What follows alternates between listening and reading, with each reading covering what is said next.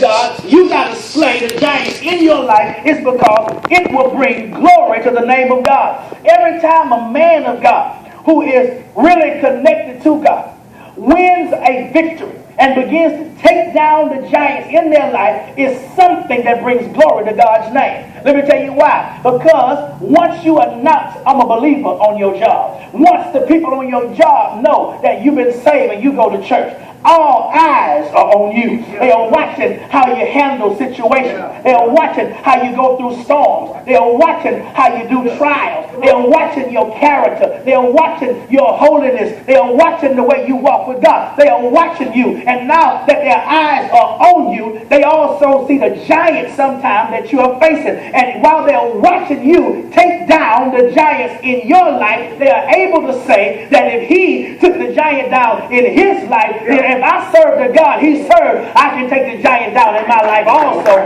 It becomes the Lord's victory. Because people say, well, listen, now I understand how you did that. You did that by the power of God. The reason why I keep losing is because I'm trying to do stuff in my human strength. And there, every time you slay a giant, people around you are looking and they'll be able to point to the glory of God, because what has happened in your life has not happened because you're so strong. It's happened because God is strong in you. You got it? So watch this now. Here it is. Now watch this. So number one, it's going to be the Lord's victory. But the good news is, I like this, it's also going to be a personal victory.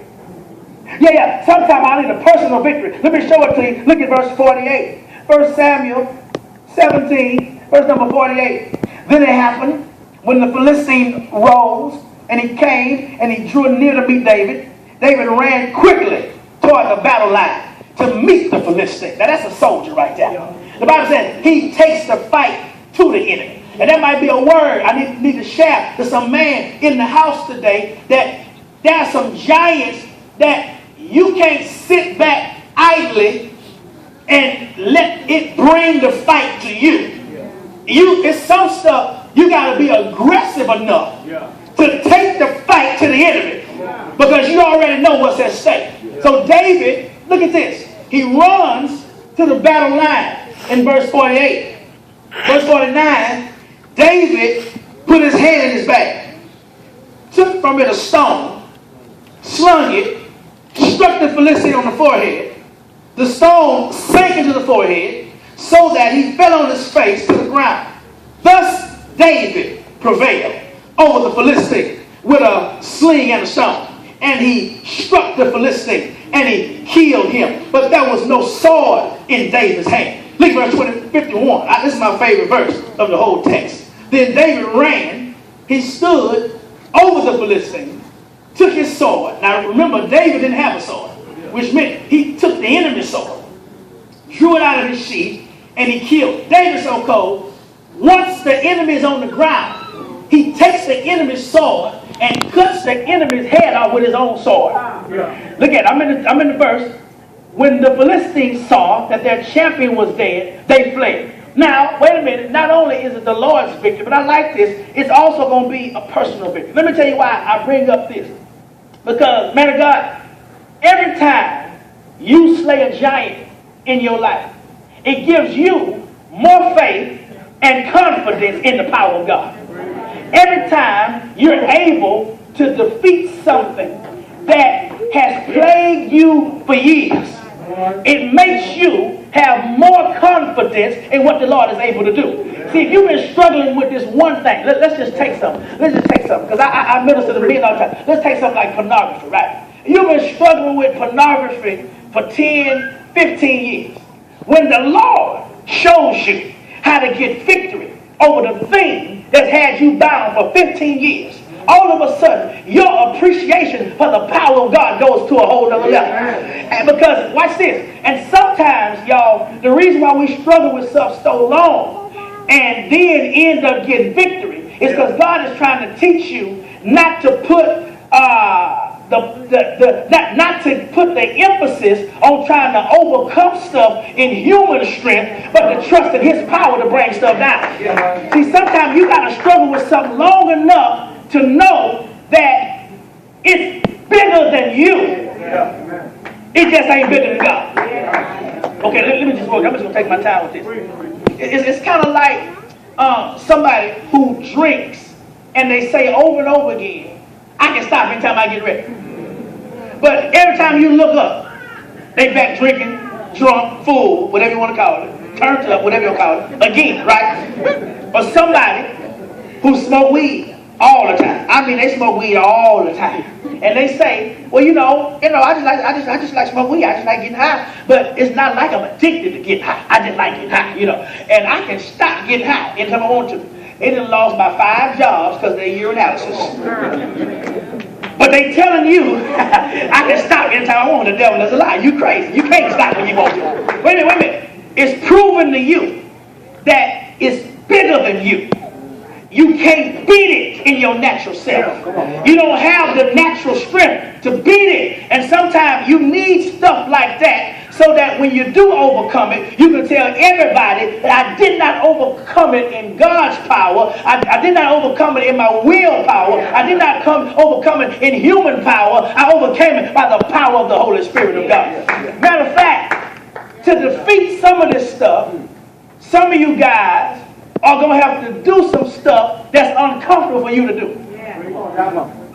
Some of you, the only way you're going to overcome the stuff that you've been struggling with, some of you say, well, I'm not really used to really praying and fasting and all that kind of stuff. Some of you, you're going to have to do some stuff that's uncomfortable for you.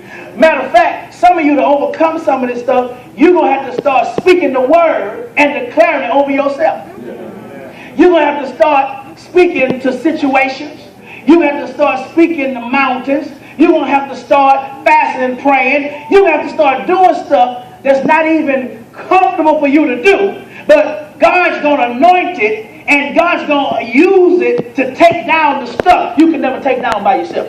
Okay, you struggling to get this, so let me see if I can help you out a little bit. Goliath is 9 feet tall, and his armor weighs 125 pounds. His spear weighs 75 to 100 pounds all by itself. And David has no spear. And Saul says to David, listen, once you take my armor and my weapons to take down this 9-foot giant.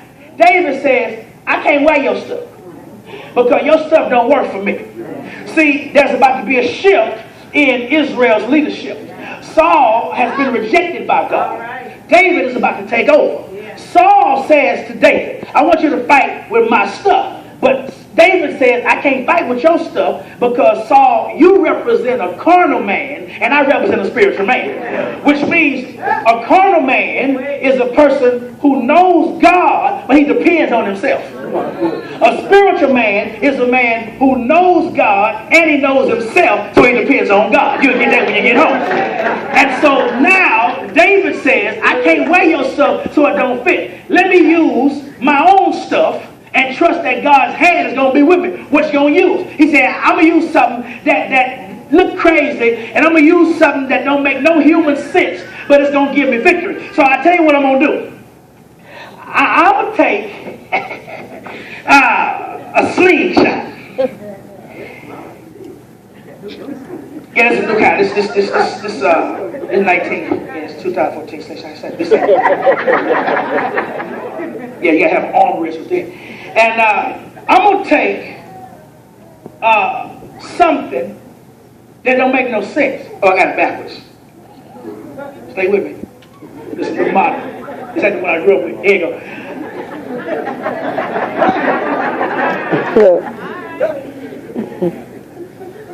I'm going to stand up against a 9-foot giant with something that the world would view as a toy. I'm going to stand up against a 9-foot giant with something that looks like it has no potential to work. If you was me, you have a 357. You have Smith & Wesson. Talk to me. But I ain't going to use your stuff because you can't win spiritual battles with natural weapons. So I'm going to take something you would never choose. I'm going to take something that looks like it has no power. But I'm going to do it because I realize that the battle is not going to be given to me because of what's in my hand. But I'm going to win the battle because who's guiding my hand. And when I ain't going to do it, y'all. Don't worry about it. I look at that 10 like, Pastor, don't be tripping. I'll put it down, 10. Hey, I'm empty. And so, when he lets it go, and the stone sinks in the forehead of Goliath and takes him down to the ground, it was proof positive that it's not about, my God, using anything worldly or natural. It's about the God that's on your side. And see, if God is on my side, it didn't matter if he had a slingshot, if he had a rock he was going to throw. It didn't matter what he had in his hand. It was about the God, watch this, that had him in his hand. You got it? So watch this. Now the reason why the slingshot becomes so big in the text is because the slingshot reminds us that the victory is won when we use the weapons that God gives us. David says in verse number 46, the Lord is going to deliver you into my hands.